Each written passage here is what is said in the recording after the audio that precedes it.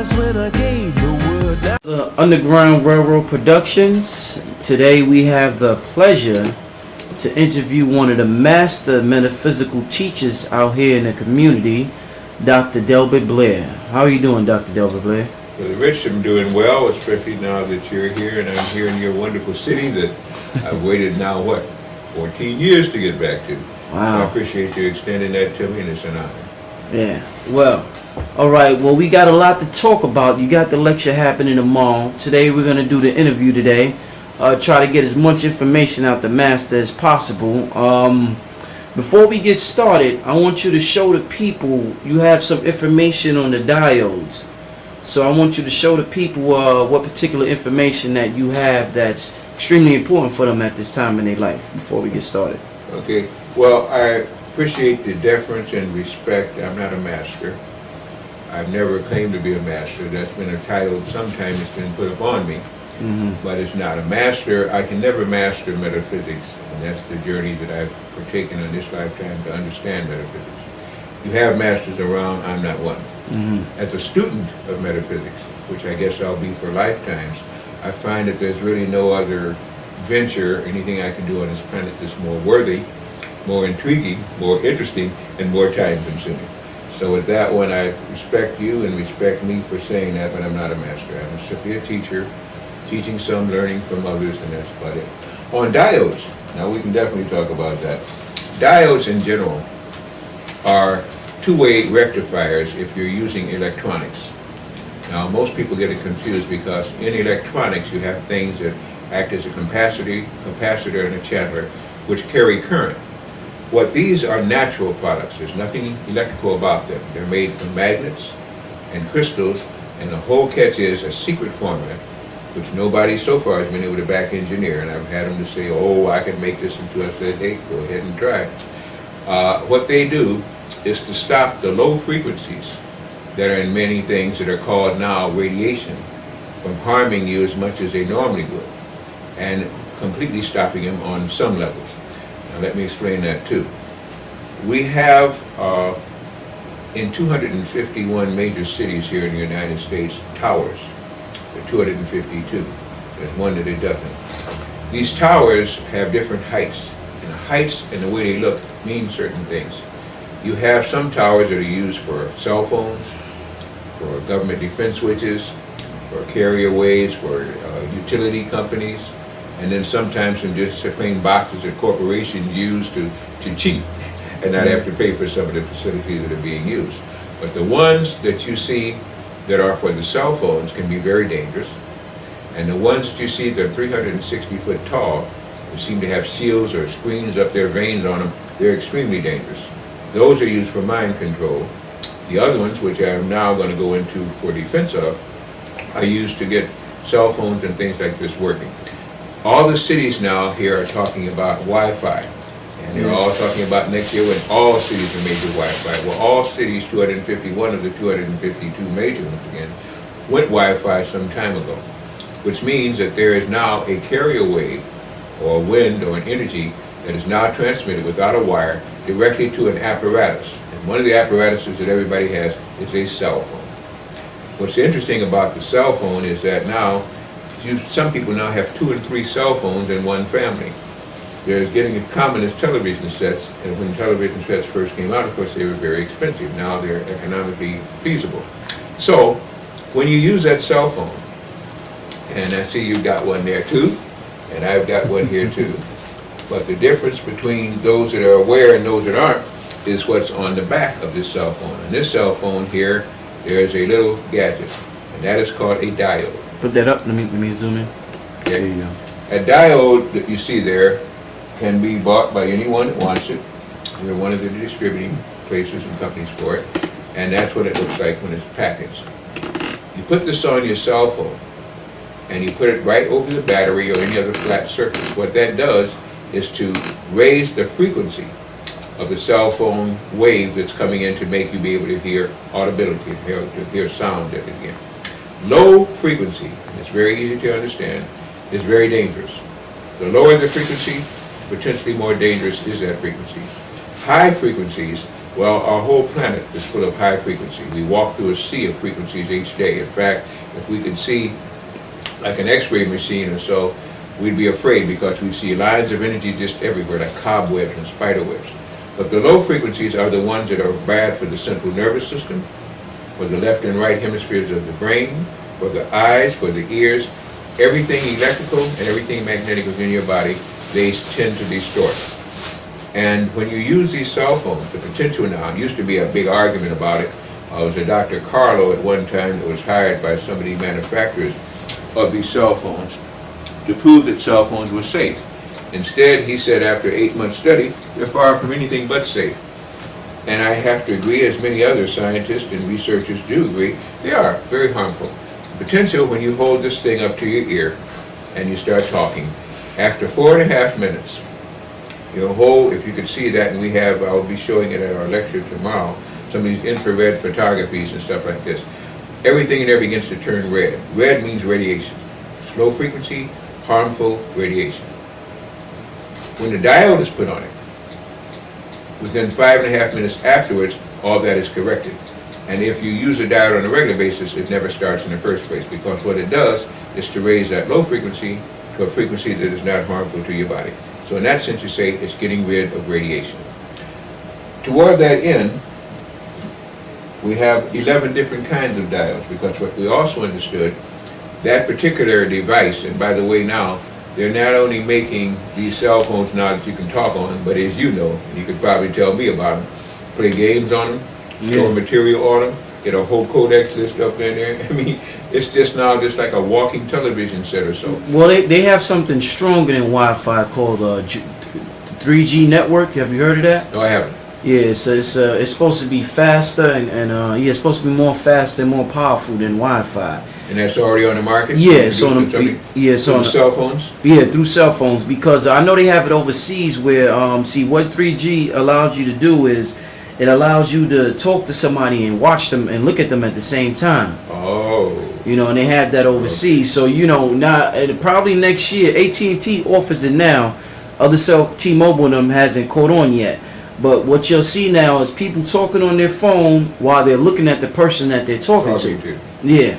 I didn't know, but you call it 3G. 3G network, You just taught me. This is why I say I'm not a master, I'm a student. I always will be a student. So in doing that now, you've got what you've got is a TV, radio communicating device that also is being used now to transcript your own sound and audibility. With that in mind, it makes it even more dangerous, because it now means you're using television type carrier waves in addition to the sound waves, in addition to all these other things you're using, which means that all that energy is now going into your head. It means that all that energy now is potentially frying your brain, can cause damage to the optic-thalamus nerve, to the tympanic membrane, to the throat, and of course, since this is your head, your brains. And I think most of us need brain repair anyway. I know I do. I definitely can't have anything that's going to cause my brains to be deficient or any of the neuron centers or so to operate on a lower frequency. So all the more reasons why I say you need diodes with these things. In addition to which, there are people that walk around and they have in their ear something that's called a Bluetooth. Yes. Now they've even got some new higher modifications for that, but let's just take the standard Bluetooth. There was a convention that they had in Las Vegas this summer. It was an electronic convention with companies from all around the globe coming there to display their products. And they came out with a blackjack, a BlackBerry, and some other things. Samsung came up without giving plugs. Anyway, these things are emitting up to 98 frequencies of modulation, or what they call megahertz. 2 megahertz is sufficient. After 3, you begin to radiate yourself. These things generated 98, which means they're very detrimental. I'll be very nice with the choice of words. Very harmful to potential, and people don't have a clue. They just use them and put nothing on them. The diodes, again, as I say, boost up the speed of the wave, of the carrier waves.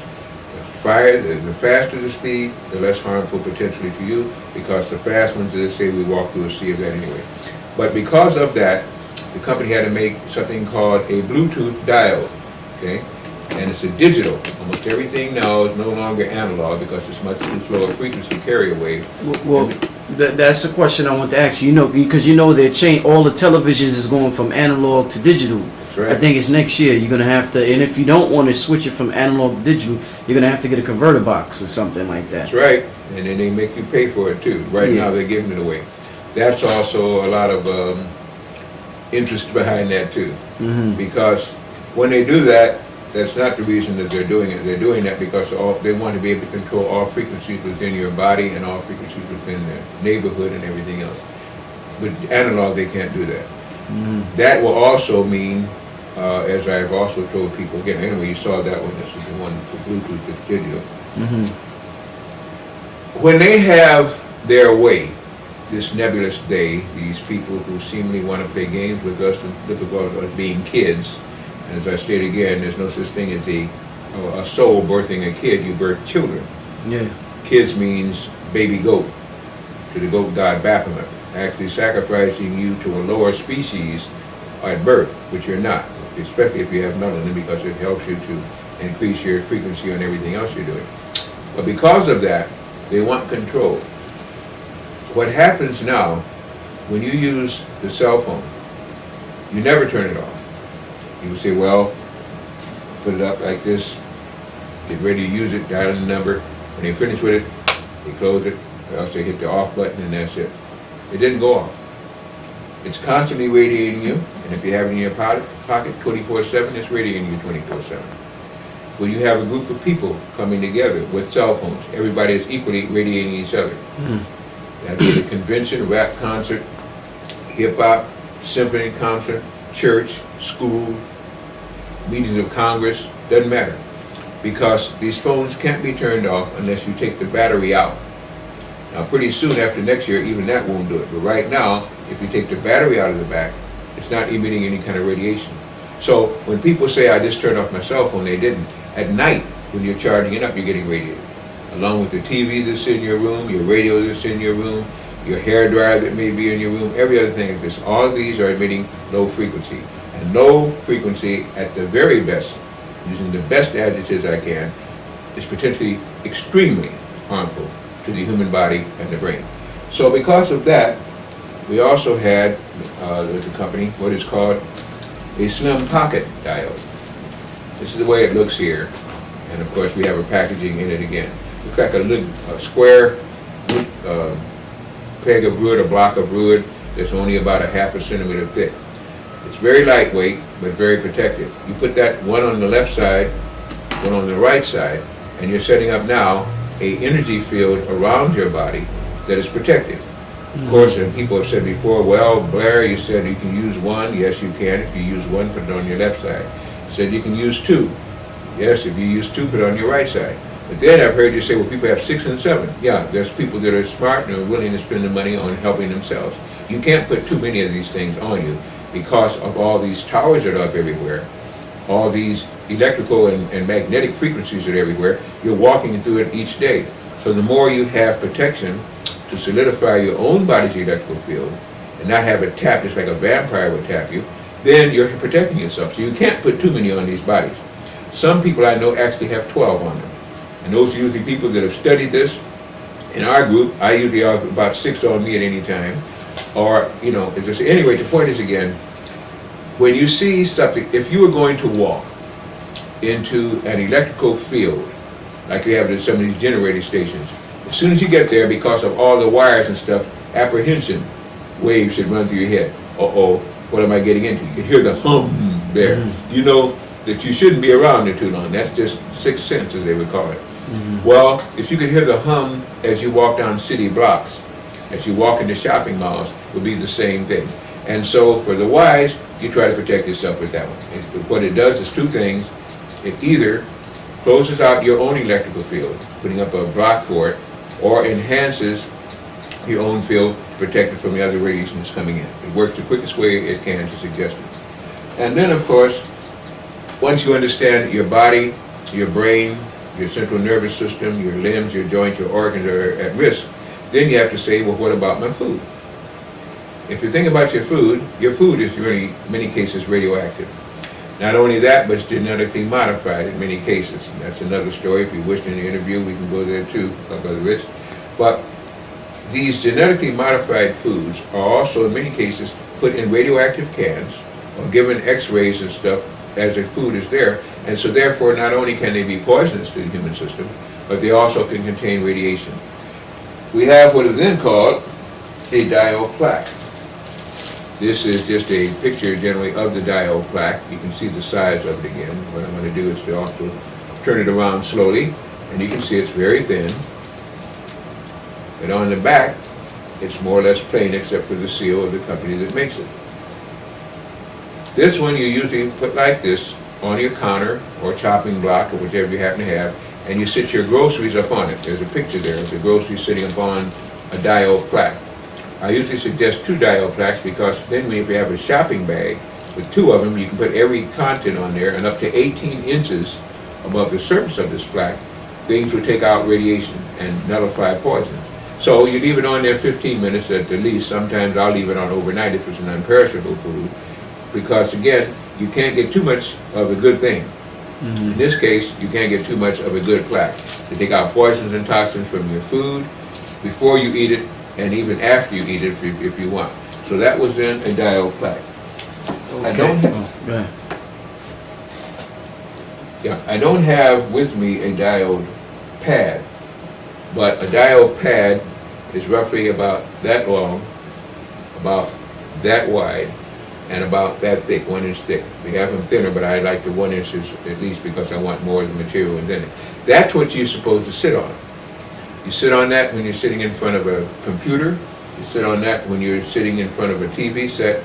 But mainly, it's for automobiles, trucks, cars, or things that work and roll on wheels. 18-wheelers, I've been talking a lot to some of the drivers and stuff, and individually they bought them. In fact, a brother that helped, with me in sponsoring me in here again, Brother Owen, can't think of his brother's name right now, Marvin Bowen. He's a driver, and many of the drivers, when you go over the road hauling, they're constantly these big rigs, 18 wheels, and they're sitting up in the cabins of these trucks. When they're sitting up in the cabin of these trucks, you got a CB unit to choose from, you got a cell phone to choose from, you got global display terminals, contacting satellites. All of that is radioaction being brought into the metal in that truck or the cabin. What happens is that after a length of time, and this goes with almost anything, once you turn on the ignition kicks in the alternator and you start getting radiation because that's a field that's set up by that motor. With all the new side impact laws for automobiles or trucks or anything, the government has said, everything must now be a solid weld, which means that all of that metal is welded together without any joints, without any rivets or anything like that. Now, you take that in mind, and then remember that the seat that the driver is sitting in and the seat that the passengers may also share is now metal. All that radiation comes from the chassis into that seat, and what's sitting on it? Your sex organ. The first thing... real quick, that brings me to a question that I had written down. The hybrid cars. Could you go into that too? You know the new hybrid cars that they have out now? Some of them are coming out. Yeah. Now, what's the deal with those cars? Well, before we switch that, let me complete this one very quickly again. The radiation now comes into your body, comes into your sex organ, goes up the spine, goes into your head, and then you got a headset on, or you got a Bluetooth stuck in the ear, or you got some other thing that they call a little cord, a button, where the things, and this is where people think they're safe because now they got this button in the ear, but they got the real unit here. Well, if they can hear it, sound travels at 750 miles per hour. Light travels 186,000 miles a second. By the time they hear it, they got radiated 1,000 times. Just plain physical laws, if any of those laws adhere. So I'm simply saying again, now when you're getting inside of this, pretty soon you're in a Faraday cage. A Faraday cage is anything that has energy all around you of a frequency that can be harmful to you again, can be measured, and yet you're doing nothing about it. So this is why I tell people, at least buy one diode pad for yourself. If you don't like your passenger, don't buy anything for them. If you got a family, you need to have that in the back too, because that solid weld now, whether you're in a truck, a rig, or a car, you're getting radiated. And many of the things with men is causing prostate trouble. It's causing all kind of genital things. It's causing occlusions and growth to get into the veins that are leading to the sex organ. It's bad for the spine. With women, it's causing a whole different thing. It works on the mammary gland, but it also works on the sex organ there too, and it dries it out. what it does again, it causes all kind of harmful things to happen there. In addition to which, it's also working on your sciatic nerve, which runs up from your ankles all the way up to the buttocks, and pretty soon now that's getting radiated, so your leg starts to draw up. So I'm just showing you again, people don't even see that, and I say just purchasing a diode pad can avoid all of that. Now you mentioned on the new cars and things, that's another whole thing too. I've heard that they've got prototype cars running electrical, which they had a long time ago. They had an electric car that came out in '47. Just like they had the Tucker cars, we worked on a rotary engine principle.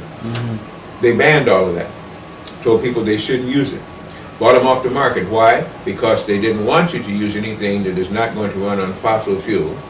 And that's another thing that's bad, because there's no such thing as fossil fuel, simply because it means that all the dinosaurs went to one spot and died, and you can tap into their decaying carcasses. This is not fossil fuel, there's nothing fossilized about it. It's a planetary fuel that every time you use it, you're harming your planet. That's another physical thing there too. But back to the cars you're talking about, we either have to work on electricity or magnetism. They're not going to release magnetism to the public because they use that in black projects. And that's not black with black people, that means black projects that are undercover projects. So they're not going to introduce that. So all you can do is come up with electricity, and if that electricity is low, then you're still in trouble. Because it's the same thing that happens now when you have a battery in your car, turn on your ignition, kicking in your alternator. It's just that that won't have an alternator unless it might have a resonator in there, but not an alternator, and you're still going to be in trouble. But they don't tell you that either. The only fossil fuel thing there is that carbon that is hydrolyzed and put moisture into the air that comes out of your exhaust. And as you know, again, if you have an exhaust and your motor is burning fuel, you put a banana in there, and notice this, you put a banana something in there, it's going to stop it up, and of course it's going to make the motor either explode or die out, because it's going to stop up the air mixture. The whole thing is air mixture with it. If the air mixture is refined and good, you can put it back into the air, and you can put a catalytic converter on it to the air, and it will not be harmful. They don't tell you that. But if you don't, then you're getting pure carbon being released, and of course this is always bad because it's something that was original that now is being burned up and you got a residue from it again. So I simply say this, understanding what I do about the kind of forces that now govern us, and of course we always say it's our government. I don't know what our government is because it's not for, of, or by the people at this particular time.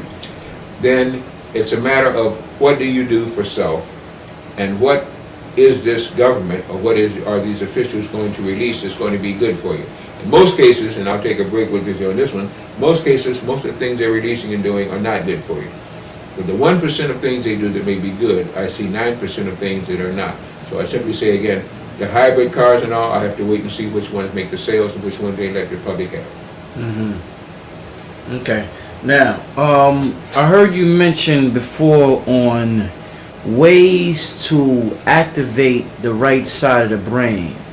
Now, the reason why I ask that is people are looking for, a lot of the questions I get on the street is things they can apply. Like they wanna apply what they learned. So everybody wants to tap into their psychic abilities.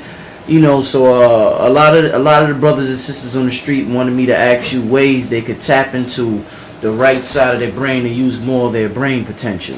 But to other brothers and sisters on the street, I wish that they'd come to some of my seminars, would buy some of the tapes, and I'm sure they will this one, or come out to invite me to their schools or their churches or places where they congregate and share the wealth. Because what I'm doing is to share some wealth now. It's information. Information is worth something. Now, if they are getting information that is worthless, then you don't have to pay for that. Usually that's what you get every time you open up a newspaper or turn on most of the radio stations. So without being mercenary, let me just simply say, I've been teaching how to do that for years. I have special courses that I teach. I have workshops that I teach, how to see the human aura, how to tune to your higher wavelengths, working with energy fields. All these are things that I've developed over time. Like anybody else that makes something, I made this, I make it up, and there are people that come to me for it. Now, past all of that, I will simply give one little hint as to one way that you can begin to do that. Everything that we do on this planet is of a low frequency. Why? Because our controllers made it that way. Everything that we want is on a high frequency. That's why when people begin to quicken, as they say, when they begin to speed up, when they begin to operate faster, things of a higher level operate fast. Things of a lower level work away or operate usually slow.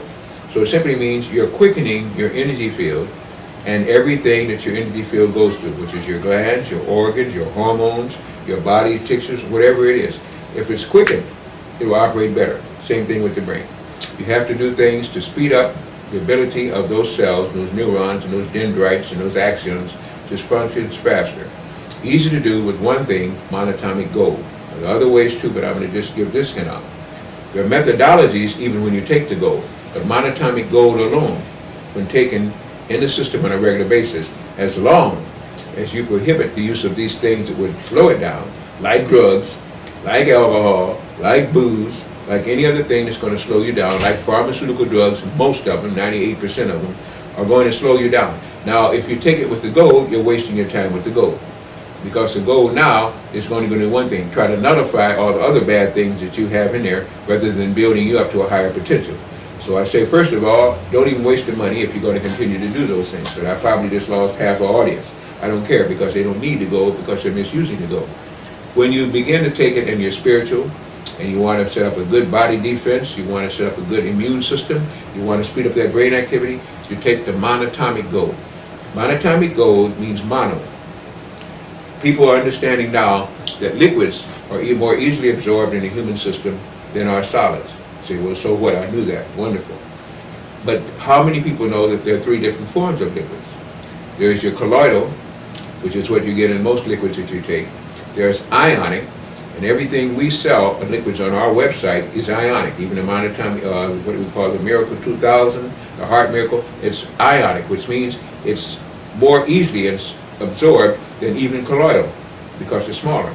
Smaller than both colloidal and ionic is monatomic. And if you had some of the powder that we have, or if you had the liquid, of course, to start, if you had the powder, you hold up this high, it would never hit the ground, it just disperse. But it's very easily absorbed into the body, through the glands and through the organs and through the throat. And in using that, you now are raising your potential of your blood to 121 megahertz. 121 megahertz simply means this. If you could stay operating at 121 megahertz, you'd be a super person. Superman, supergirl, superboy, superchild, whatever.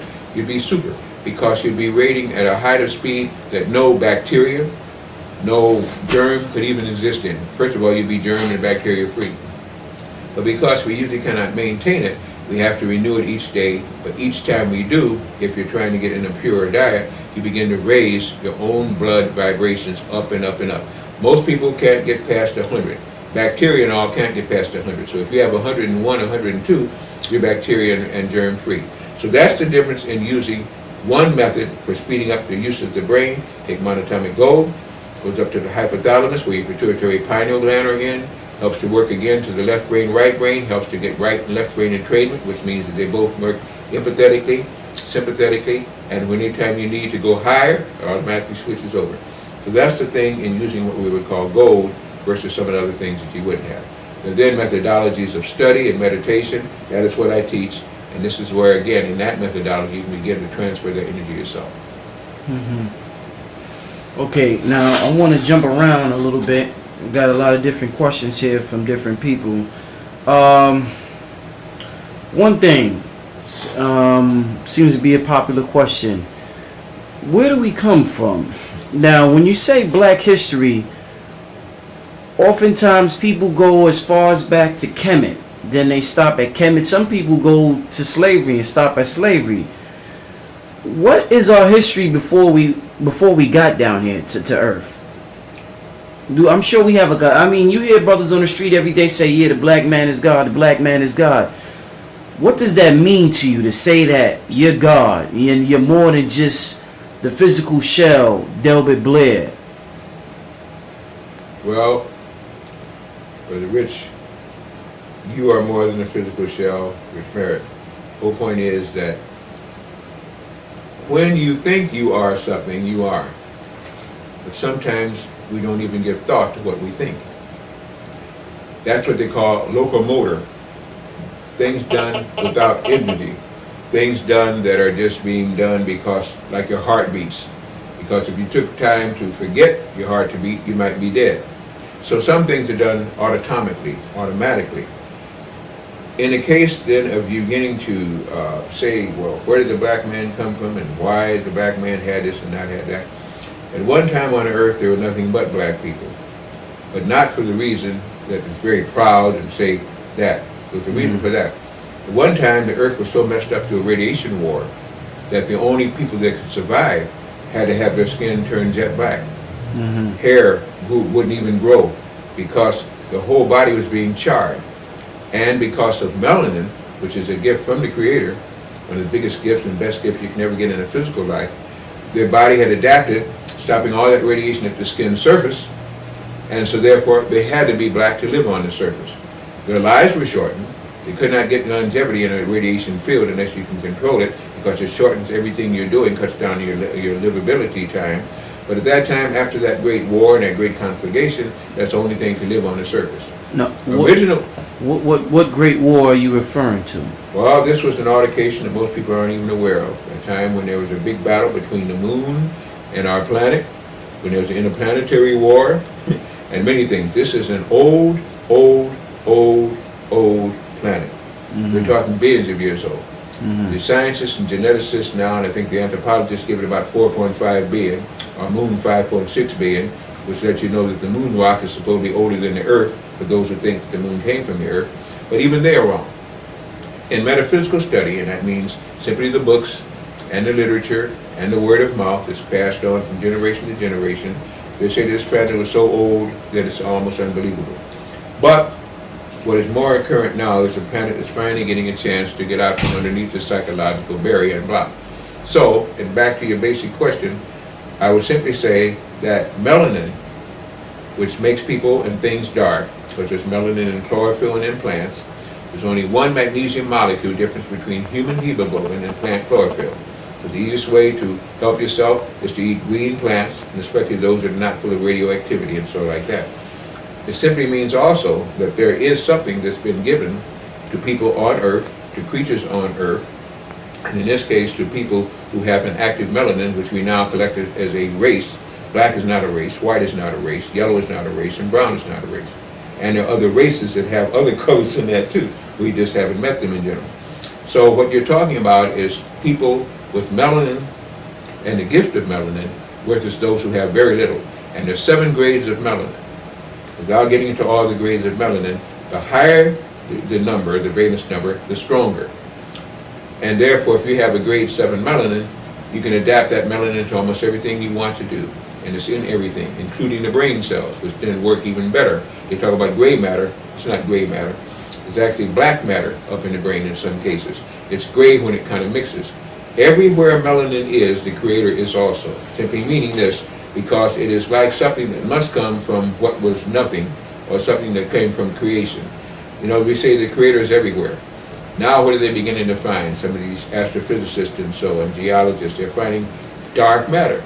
Well, the dark matter was already there, but our planet was so low in frequency, we couldn't even recognize it. Dark matter is just that. It is melanated matter. They're even finding black holes.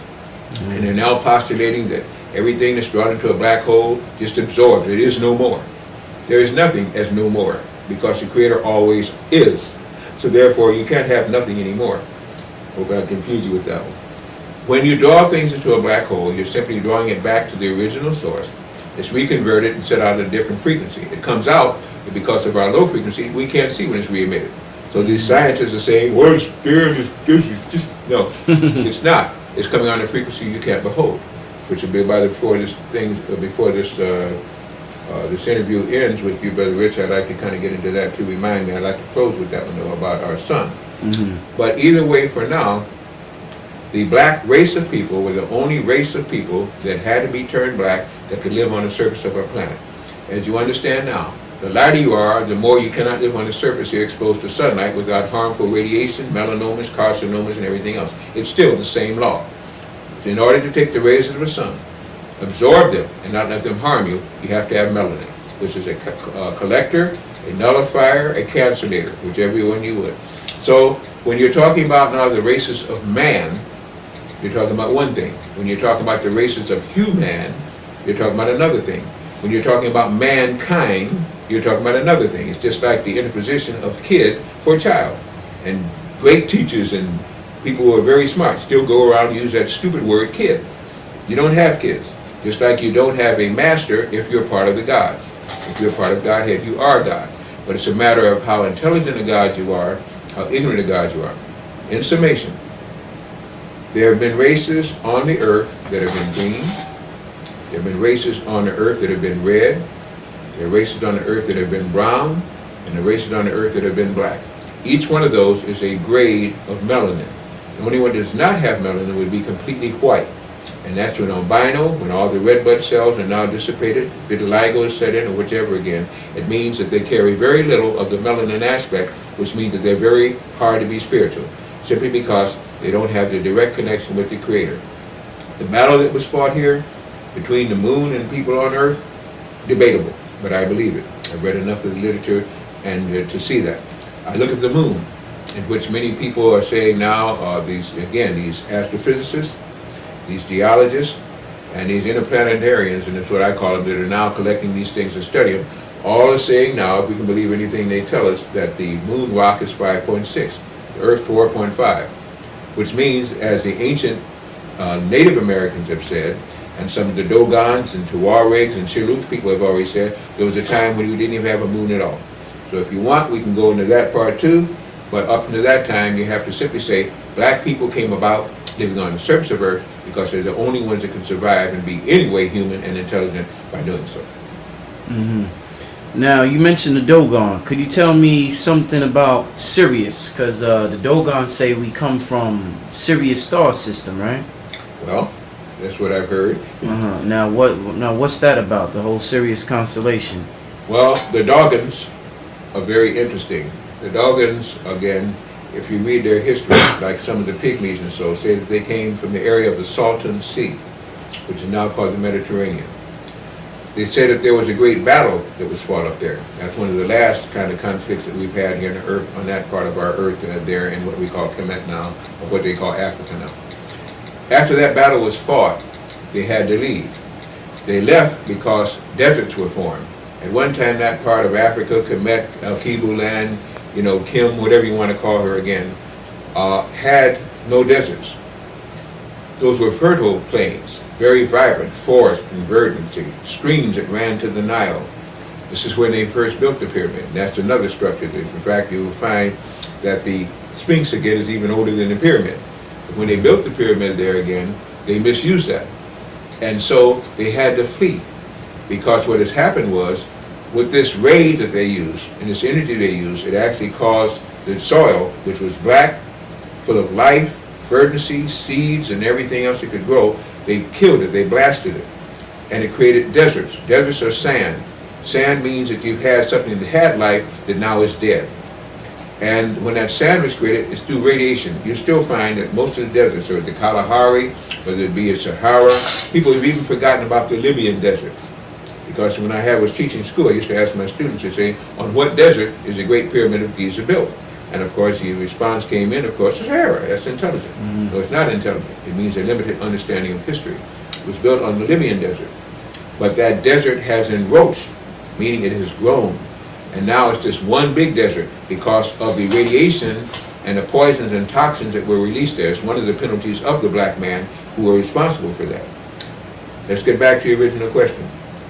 The Dogons then, all the way down there to the Cape, what they call it now the Cape, that's not what they called it then, and they had settlements there. But you will also find that the Sirius and the Tuaregs always tell you the same thing too. But the Dogons then said that they were taught by a teacher by the name of Oannes. And Oannes, the fish god, came and helped them when they got that near the ocean, because they said they could not survive in those caves that were there unless they understood. They knew what they'd run from, but they didn't know what they were running to. Off of that, they began to understand, as they'd always been told by their ancestors, that they were not of Earth, but had come to Earth. And it was said that the women were brought later, after the men were there, in what was called the Merkaba.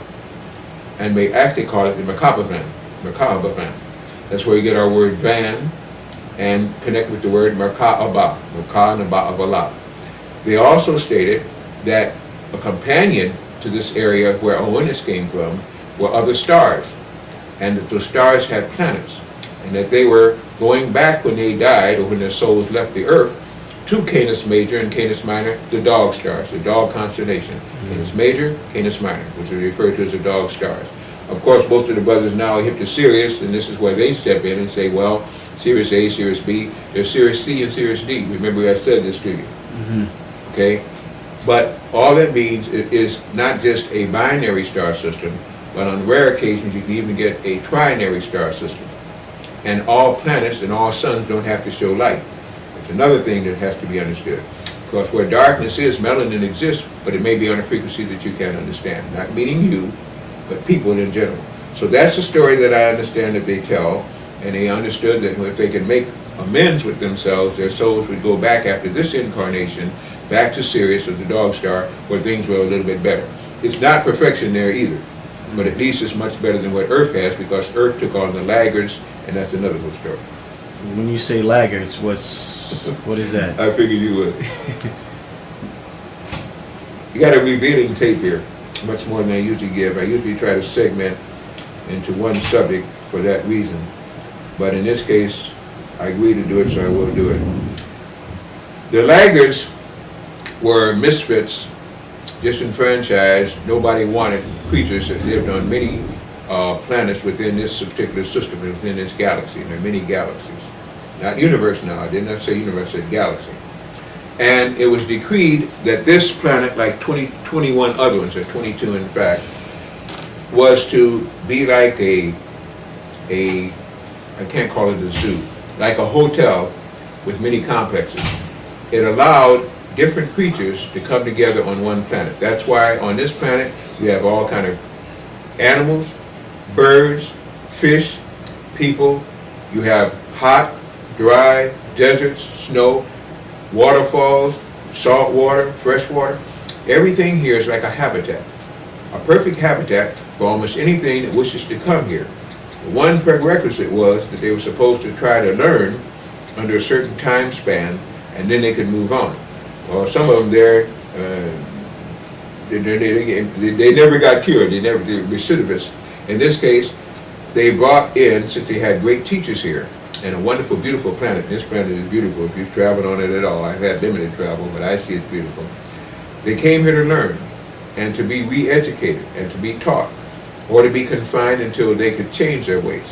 Well, what happened was the great teachers here thought that with all the kind of things going on here that they could do something with it, but they found that some of the laggards were incorrigible, and instead of them coming here to learn, they killed the teachers and began to teach themselves. So we got a big problem here, and those are what they're called to. It's the time of the return of the laggards, or the bringing forth of the laggards.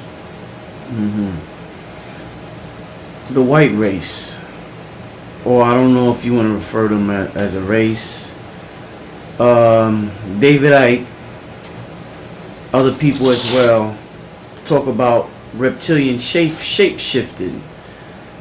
Blue-eye, blonde hair, Queen Elizabeth, George Bush, they have the ability to shape. Now that theory is mainly speculated upon in the white conspiracy theorist community.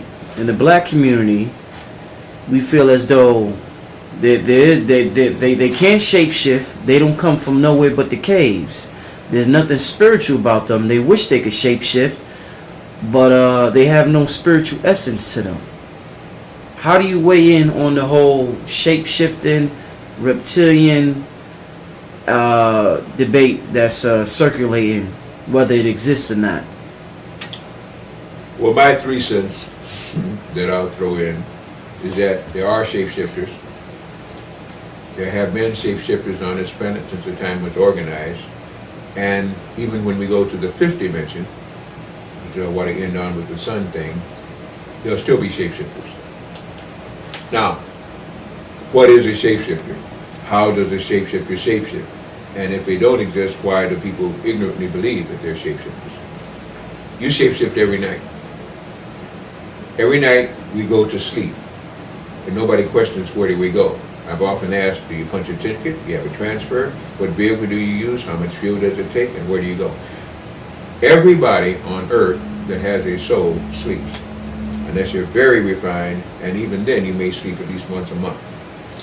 Sleep merely means that your body can no longer hold the soul because it's run out of energy. And the body becomes so despicably horrible to the soul that until it cleans up itself, the soul leaves. So each night you die.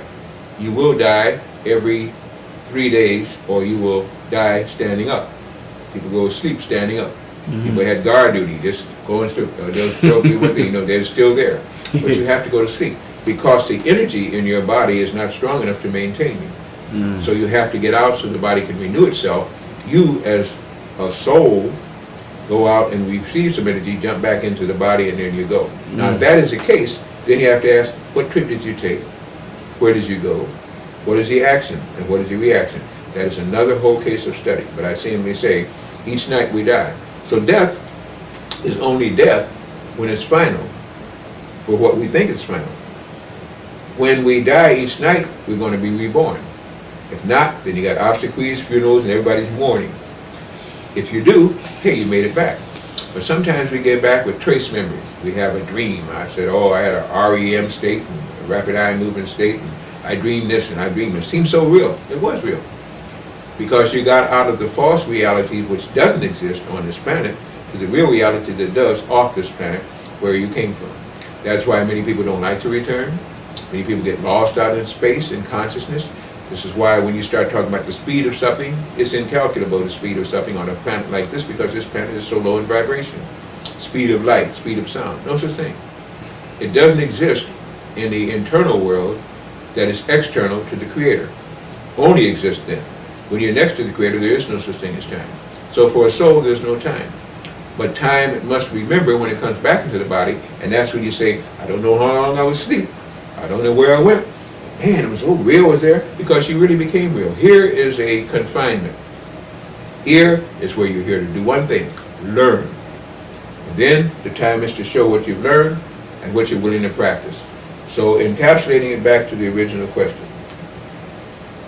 When David Icke and so are talking about people with souls and people without souls and shapeshifters and all, he's telling you the truth. There's a soulless wonder and there's souls. In many cases, the shapeshifters don't have souls. I usually classify them into womb-born versus egg-borns. All womb-borns have souls. They gestate, trimester into a female mammary, in this particular case a mammal, and then they're born at the time when they reach the frequency where they can now become physical. But they were still existing, and if you notice in the first trimesters with some people, they even look like a tadpole. Shows you that reptile organ. I'm talking truth. I don't talk lies, and I don't talk about stuff I don't understand. Many people go up half-cocked. They haven't spent enough study. That's why I tell you I'm not a master, and neither are the ones that tell you they're masters, because masters will not talk to you like this. We're students. You're a student. Whatever grade we're in is the grade of consciousness that we choose to be in.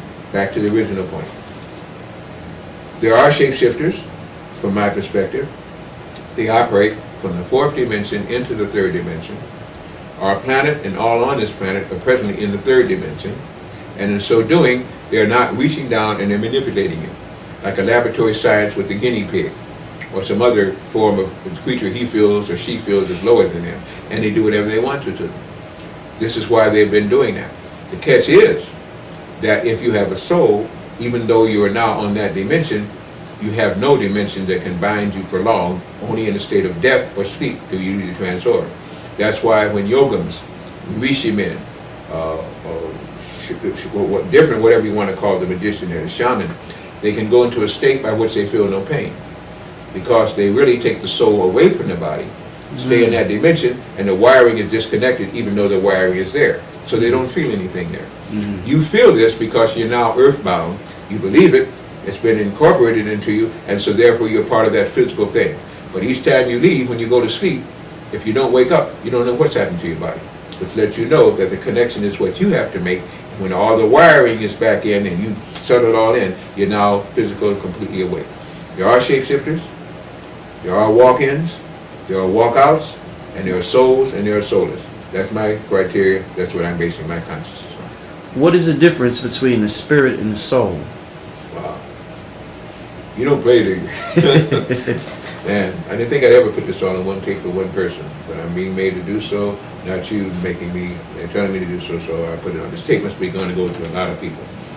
in my limited understanding, with the study that I do as a soul person in a physical body, very human at this time, the idea of a spirit is that a spirit is a idea whose time has come to a physical place.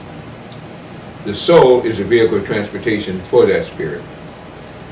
The spirit is then the vehicle of transportation for the body, and all are controlled by mind.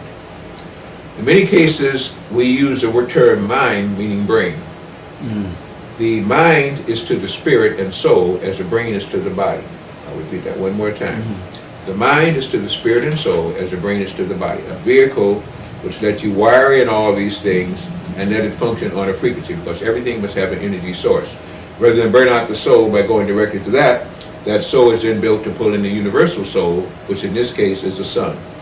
That's why they would tell you there's nothing new under a sun.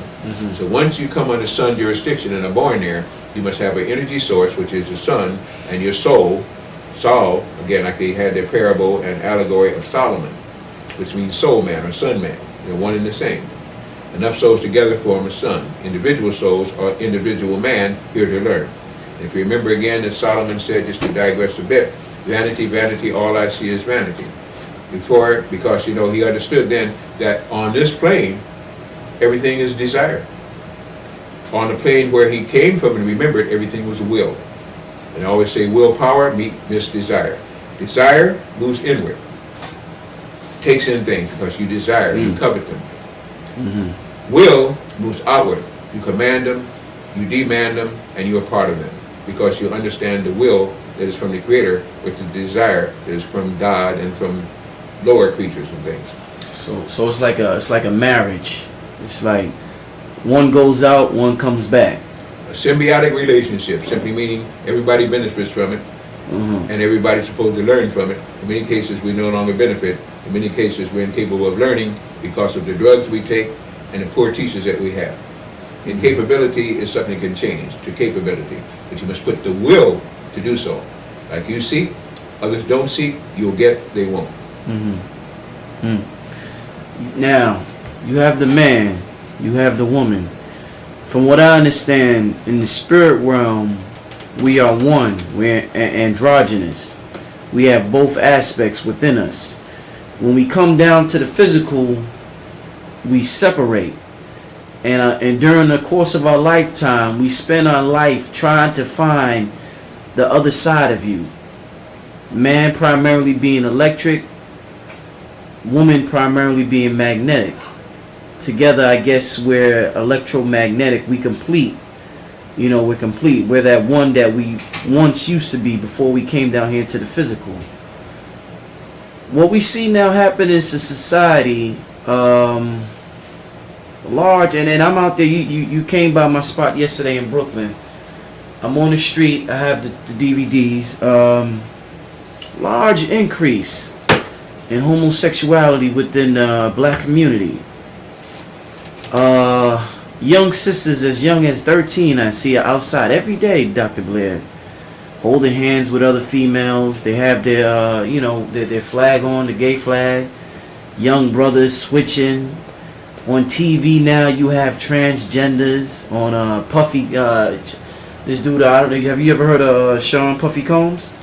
Yeah, he has a, celebrity. He has a new show out. I Want to Work for Diddy. Transgender on this show. Next season of America's Next Top Model. Big show on television. Big show. Transgender on that show. What's going on with that, Dr. Blair? Is that because it's the end of this particular paradigm, and that's what happens at the end of paradigms? That's one reason.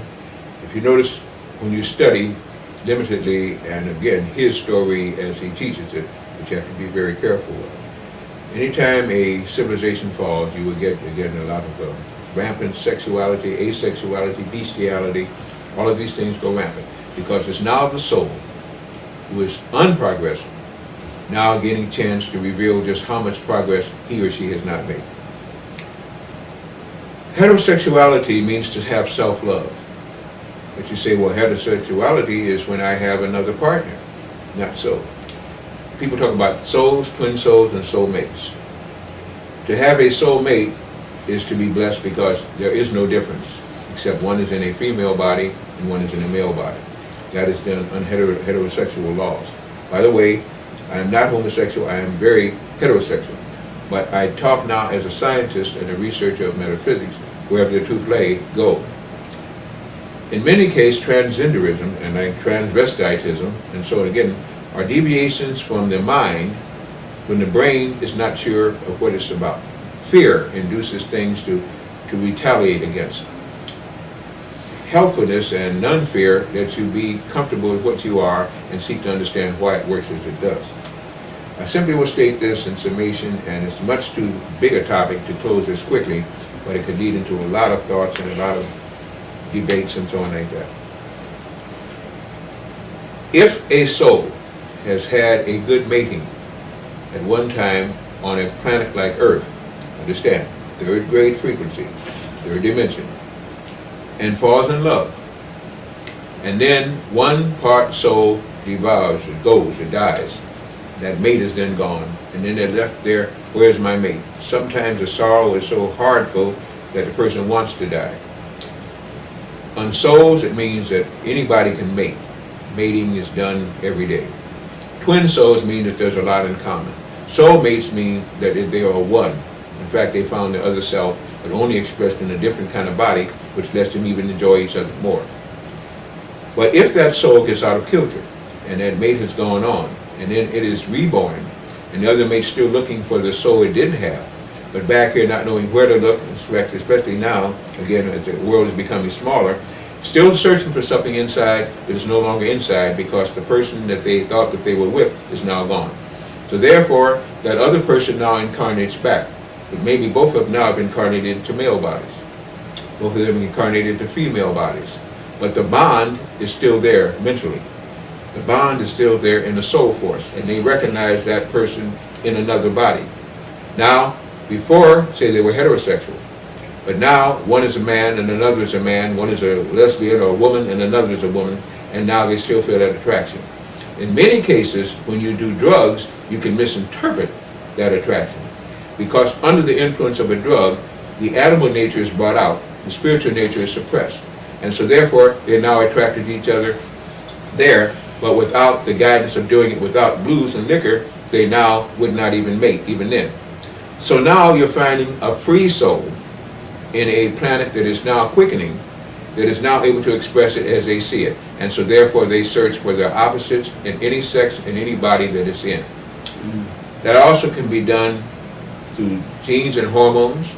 There can be things that are applied at birth to these children in hospitals. That's why I guard women all the time having these children born in some of these hospitals where they give them 7 shots. Some of these shots messes up the brain, messes up the kind of hormones that are being secreted, and will have you loving anything you want. Many cases, again, it's been okayed now, so consequently, they feel that this is cool. This is all right. It's not even a matter of right and wrong anymore. The wrong is when you force on another person to comply with what you are. The right is when you do it freely, and therefore nobody's forcing you to do it. Many of these people are souls searching for souls. Many of these people are drug influenced. Many of these people are encrypted. And all these things go together at this time. It will straighten itself out. Because if you notice again, it used to be in the past, those that were very messed up sexually became so ravishing and horrible that they called it war. Those that had afflictions, Napoleon, a couple others, they would begin to be homosexuals only because they wanted to inflict pain, simply meaning that not do you inflict pain if you're homosexual, they lashed out at the world mentally, and it became a physical debarkation into what we call wars. It's a very complex situation, but I gave you 4 different examples of how it can come about. Interesting. Okay. Yesterday while we was outside, the brother Rashid, A.A. Rashid, big ups to him, he asked you about the Mars connection. Now, I mean, for years and years, since I was a little kid, I mean, this TV and this white boy, he's been infatuated with Mars. Is there life on Mars? Is there life on Mars? We're going to try to go to Mars. They got the rover out there. They got this. They said they found a face in Mars. What's going on in Mars? Are there civilizations that exist in Mars? And can he go out there? Or can we go out there? Under a sun, all planets are hollow. or else they could not have a sun.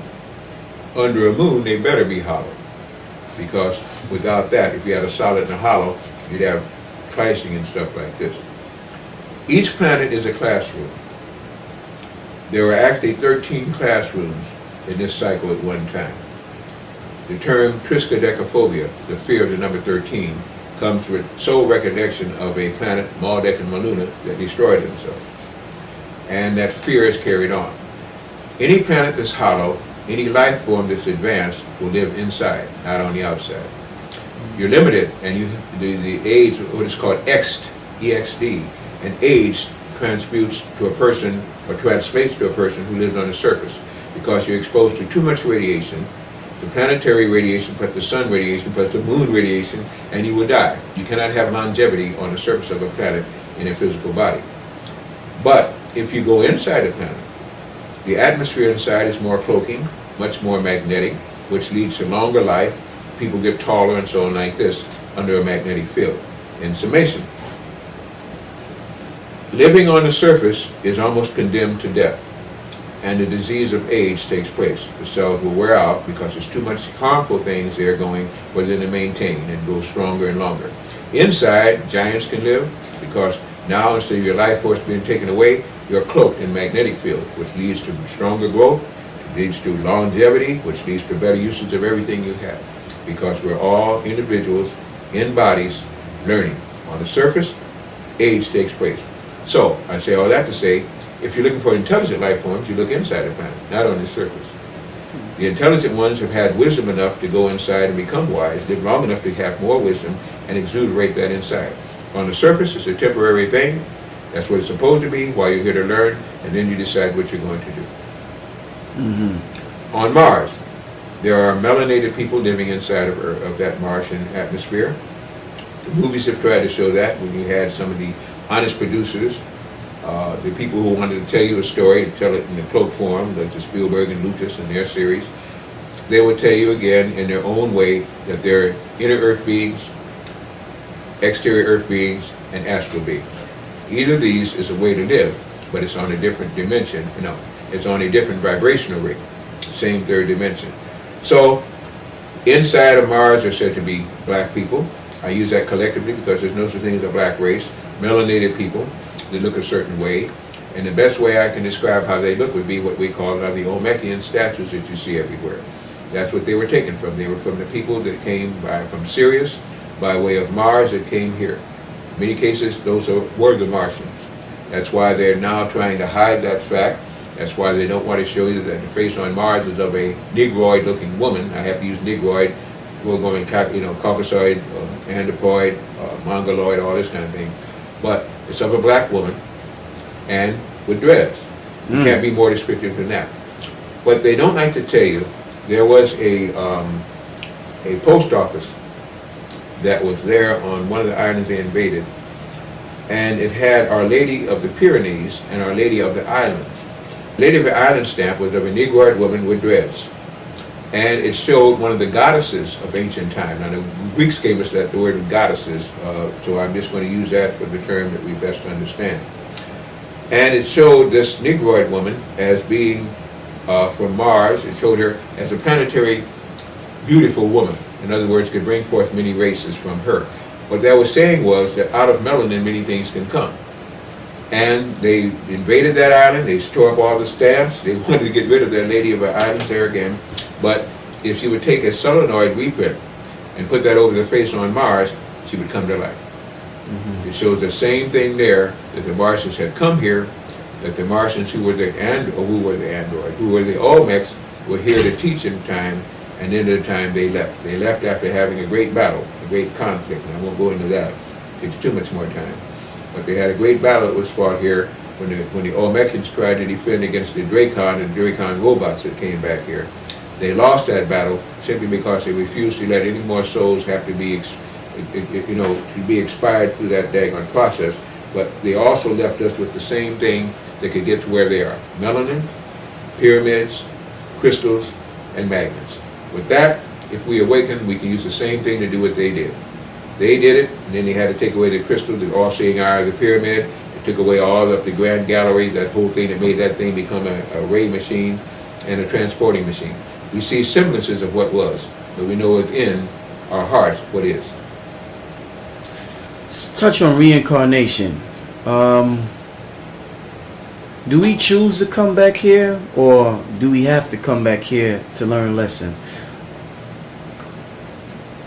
A quarter, a third, what you choose. A third, which what you have also done, and a third, granted by the dispensating consciousness at that time, is what you need. People say, if I just follow my first mind. If we follow our first mind and our last mind, none of us would mind. Using trigonometry now. We are what we think, eat, and drink on the physical plane. We are what we think on the mental plane. We are on all planes. We can no longer cease to exist once we have become part of universal soul. Then anything can cease to exist no matter how much you smash it or tear it up. It's still going back to what it was in the first place, pure mind. When we understand that death is only a state of consciousness in which we die, but the state of totality can never die, then we understand where God's experiencing a little bit of a change in environment because we needed to, because we wanted to know more when we understood everything. The more you specifically try to learn one thing, you're channeling yourself into one directive. That's a dangerous thing. Because we're all comprehensive, we should always be trying to understand by expanding what we already have, rather than getting one little facet and concentrating upon it. This is what's happened here. We're concentrating on one little facet of existence. A third-dimensional planet got so transfixed by it that we let those who we should be teaching teach us, taught us to use bodies, jump into them, forget where we came from and who we are. There's now the problem. So all right. How exactly did we lose knowledge of who we are? Because we went to false teachers, believed in gods and religion, and began to be retold a story that we used to tell to them. Therefore, that we helped create became our masters. Okay. Let me all right. Now I hear a lot of people speak about, we every day on the news you hear about this war in Iraq, the Middle East, whatever. A lot of people say that there's a Stargate in Iraq. Do you have any information on that? There are many who go with the concept that the names that we use now are not their names that we used before, and I agree with that because languages change, dominance changes, and the people make the language of whoever rules. Who as the ruler sets the rules. Mesopotamia 1, Sumer, underneath Iraq, Iran. You got the old Persian Empire and the Ottoman Empire still fighting back again. You have the Ptolemies fighting again. This other guy, I forget his name. That's a story that's been played out so long we should be tired of it. But because we have not learned, and because nothing new under the sun exists, and our sun is now becoming bifold, we must now go through that again. You must be able to remember what you forgot in order not to forget to remember again. Follow me? I'm trying. All right. Once you do that, then you think, this is it. This has never happened before. This is Iran. This is Iraq. This is America. This is Europe. So on and so forth again. Lies. There are no titles and names. The names change with the frequency of the brain. And we live the same dream, the same nightmare in many cases, until we learn to undo it. These same battles that were fought by the Ottoman Empire, the Persian Empire, the Sumerian Empire, Mesopotamia 1, Mesopotamia 2, Mesopotamia 3, back again souls doing the same stupid thing all over again. I say it's stupid and I should not use that because that's judgmental. I think it's a waste of time to do it. But what happened was, people are saying and bringing back ancestors. Ancestors will not return to you if they're in the higher heavens. Not even for you, because they've learned their lessons about physical reality, which is a conundrum. It is no such thing as physical reality. It's the lowest form of reality you can come from. And every time they got to stoop down and do that, they're lowering their vibrations. Rather that you raise yours. And the are saying, and so to get their attention, they already know you're here. And those that don't know you're here, you don't want them anyway. Now let me explain that. Many souls left bodies quickly in battle. Wherever you have great battles fought, there's hauntings that go on. because the souls are taken out of the physical body like that. The spirit doesn't know what to do. The soul can't reclaim its consciousness with the sun, and so therefore it walks, forgetting that time is non-dimensional, forever on that space because it doesn't know what happened. Every time you relive that in your consciousness, you're contacting them in the highest plane and giving them the courage and energy to relive it. Let them move on. Other than that, because of this draconic influence, that battle will be fought over and over and over again, because that's what the draconic reptiles want. Because if you get past that, you'll go to the 4th dimension, up to the 12th dimension. Only 7 dimensions in this part, but there seem to be infinite dimensions otherwise, and you're still caught up there. They can feed off of you, literally and figuratively, off of your blood empire, like a vampire, or physically misuse you, as they do, because you're allowing that. Progressed souls go through this incarnation, and then they learn that was a mistake. Mistake because they needed to know. Once you need to know, why do you have to keep reliving it? It is the draconic influence that causes us to relive these things, changes our minds, makes us forget, and we still live the same battles, just to make that even more direct rather than figuratively. It is my understanding, limited as it may be, that from roughly about 67 to 89, what they want to call indigo babies and souls were being born. The indigo children were those that had been killed, maimed, horribly slaughtered in wars, that were anxious to come back and get it on to do something about it. They came back to fight or flight. Flight meant they would take somebody else out with them, or they're going to fight. They came back to get it on. What did they do? The draconic souls who operate on a higher frequency in the main, the 4th dimension, knew this was going to happen. So they set traps for those souls. And when they came in, and they knew they were here to fight them, they made them think they're supposed to fight an enemy over in Vietnam, an enemy over in Korea, an enemy in the Persian Gulf. Give them false analogies as to reasons for that to happen, and then they went off and they did what they wanted to fight. But they did not fight their enemy, they fight somebody that their enemy told them to go fight. Never realizing the mistake they'd made. And then, and I know people, a lot of the hip-hop guys are going to get pissed at this, I'm sorry, you know, they even fought the air. You're talking about, sure, when you have venom and unqualified channel energy to release, you do it that way. But what are you doing? You're fighting the spirits of the air around you, the sylphs. You're fighting your own inner consciousness. You're fighting your own animal instinct and the animal brain that they put these on these bodies. What are you fighting? Why are you so angry? Directed anger can be much better used than through physical usage of it. That's what you call focused thought, whether it be for good or bad, it still works. But that way, they then put them in uniforms, told them they were all one, go fight a common enemy. The enemy was unseen, but they gave you a mortal enemy to fight. Now, that's past now. Because you see, you had those from those other empires being born into different bodies, and they had told the same thing. So then they had you fighting each other like children under reptilian control, and that's what we were. Now, you're having crystals being born. Whole different ball game now. The planet is going to higher frequency. So now these crystals can come in. They weren't fixing to come back in then because they're advanced souls. Now with these crystals, they're born with eyes wide open, with spines erect.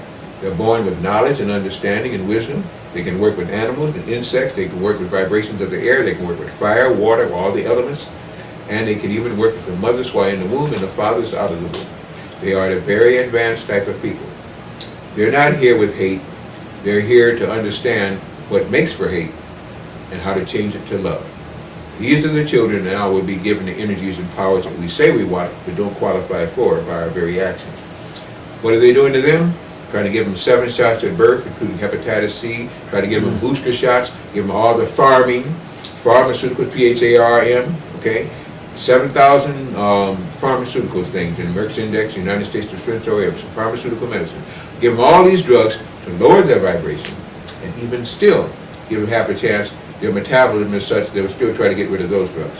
What it's doing is slowing down the inevitable. The planet is going upward. These souls that are coming in are already in higher vibration. They will either help, or when they come together and really hinder, you haven't seen death and destruction yet. Not that they're killers, but they will bring forth through them the consciousness of higher authority, which will not set. You can't live 1 minute when this planet is going to the fifth dimension and you hold an evil thought. You automatically killed yourself or allow that to come in at will. So it's a change now in matter, in time, and in space. It's a change in consciousness, a change in subconsciousness, and a change in ultra consciousness. It means that now these souls, and through us, and through them, if we will listen to them, we can begin to do, while even in the flesh, higher things, not making the mistake of slipping backwards, because the child shall lead them, as it is many of our mothers and fathers now. When you study the occult world, the metaphysical world, and you study how occultic government is, you find that they are big on rituals. You hear a lot about rituals, you know, just all types of, whether it's killing somebody, sacrificing somebody, eating babies. I mean, you hear about all types of rituals. What is the use of these rituals? Like, what's the science behind killing somebody on a certain day at a certain time? Because to the average man, it just sounds like it doesn't add up. Like, why would they kill this person at this time, or, you know, like 8808? They say that was a big ritual day, or on a full moon, or a solar eclipse. What's the science behind all of this?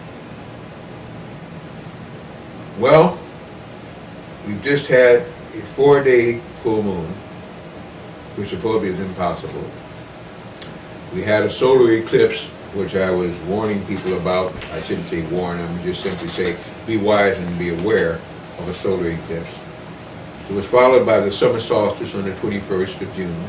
And from the time of the summer solstice, the even time of daylight and night on our planet, moon and sun, to the time of the first when the eclipse happened, they were sacrificing, they were putting forth things, because planets have energy fields. Stars have energy fields. The stars are what we see in the sky, but remember, all stars are suns, and there's nothing new under a sun. So what we've done again then, we've taken the energy that's drawn from a planet and a sun, which means at that time things can be transfused. Energy can enter into that planet, energy can be taken from that planet. The suns always rule planets. When that happens, the exchange of energy is through usually the strongest or the weakest portion of that planet. So then you have to understand what's in the ground. Where are your crystals? Where is your gold? Where are your mercury? Where are the things that can conduct energy? So you go to those areas, and they used to mark it. And I'm going to say one thing, and I usually won't share this much knowledge, but for you I will. But I'm not going to go any deeper than this. Granite surfaces have quartz crystals in them, and wherever you have granite or you have crystals and stuff, they pull and exude energy.